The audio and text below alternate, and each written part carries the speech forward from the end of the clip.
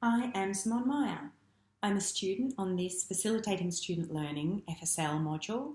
I'm an associate lecturer on the Foundation Art and Design course at the CAS, and I'm an artist. I create sculpture, and as an artist I work under the pseudonym Charlie and Charlie. I joined this FSL module to consider some pedagogic research and to try to work out how I could better assist and inspire my Level 3 Fine Art and Design students to successfully complete the course, and for students to get something personally meaningful out of the experience. In considering how I could structure this meta-reflection, I read back over my workshop blogs. The final post was inspired by a Peter Heff article in which he uses sex as an analogy to illustrate that a rhizome is a more interesting way of expressing oneself than gyrating around a central idea.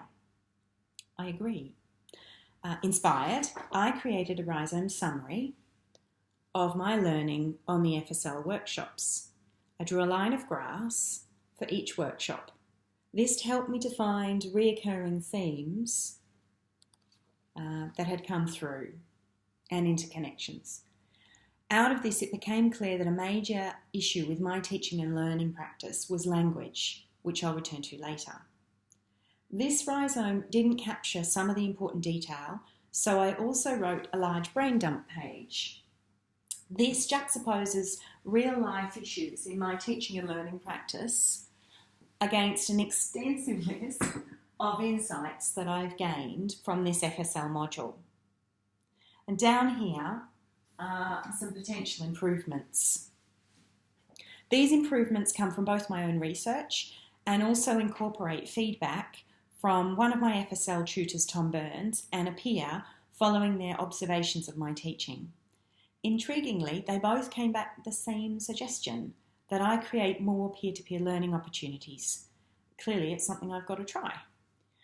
I've not yet had the chance to run a whole 3-hour or full-day lesson, but when I do, I'm eager to structure practical workshop sessions to allow more peer-to-peer learning. And I'm also keen to use the flipped classroom strategies we covered in Workshop 5. As a flipped classroom allows students to work at their own pace and prepare, it could enable foundation students, particularly those with dyslexia and autistic traits, to enter workshops feeling comfortable that they know the structure of the day and possibly having done some preparation work. So this brain dump collected more detail and brought to the surface the second major issue, which is student self-confidence. After reflecting on my teaching, looking back at the rhizome drawing and the brain dump, I identified two major issues: language and self-confidence. It was harder to narrow down the insights I've gained. I don't want to be long-winded or dull, so I've decided to focus on just two watershed components of this course. The first is understanding active or embodied learning, and the second is imaginative education. So to discuss the first issue, I wanted to say that I gained a totally different understanding of embodied learning as part of this course. I found a really rich source to be the Creative Academics magazine. I was intrigued by the introduction to issue 8, which was guest edited by Lisa Cleghan.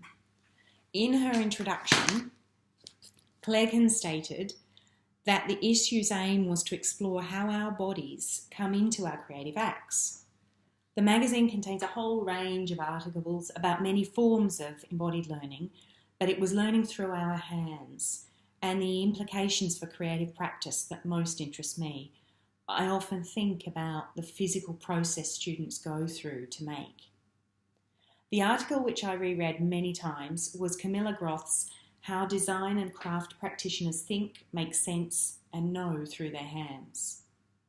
In it, Groth puts forward that we could better teach tactile skills by tactile means, such as allowing a student to hold your hands and feel the way to make an object, the exact movements, the pressure that's needed for a task, such as throwing a pot.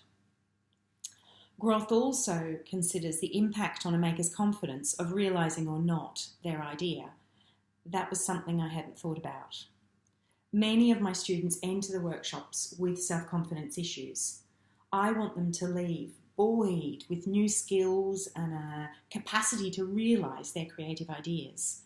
I want them by the end of the course to know that they're capable of entering a Level 4 BA to continue exploring their creative potential. I hadn't considered that failure to make the object they'd mentally conceived had the potential to damage their self-confidence. I discussed Roth's article with a few experienced lecturers and technicians, and I discovered that the issue of tactile dexterity particularly affects digital natives who are potentially lacking in experience of material manipulation. Added to that, my foundation students who have often been through an education system which doesn't particularly value their skill set arrive with self-confidence issues. So in order to really consider Groth's research, as it seems so relevant to my teaching and learning practice, I reviewed it as my article review piece for this course. What I got from it was an expanded understanding of embodied learning, which has helped me to consider and address some of the issues of student self-confidence. So that brings me to my second watershed discovery, which was finding the pedagogy imaginative education, or ImagineEd. I first heard it referred to in a TEDx by Dr. Gillian Judson, in which she introduced the notion of humans as prothinkers, that is, learners that perceive, feel and think. In a punchy interview with Bernard Bull on his Moonshoots EDU program, Judson explained ImagineEd as based on a Vygotskian pedagogy, in that it harnesses imagination as core to all human thinking. Judson also purported that ImagineEd could be as successfully applied to children's education as it can be to the higher education context. Working in creative practice, I didn't need much convincing to see that students could benefit from using imagination as a cognitive tool that would shape their engagement. We all love a story. Dr. Egan and Judson suggested using other cognitive tools as well, such as binary opposites, conceal, reveal, value, useless, and role play. Judson convincingly described a situation where she had used role play, or meta-narrative, to engage her education students to provide a deep learning experience at Simon Fraser University.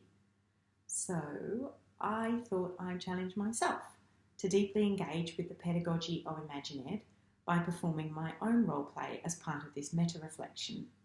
But before I do, I want to mention two further pieces of research which brought about a light bulb moment. The first being Nick Suassen's PhD, Frames of Thought. He drew his PhD, which explores and questions the authority of words over illustration to represent complex ideas. The second piece was a paper written by John Henningar-Shue for the Nova Scotia Museum. It's called Teaching Yourself to Teach with Objects.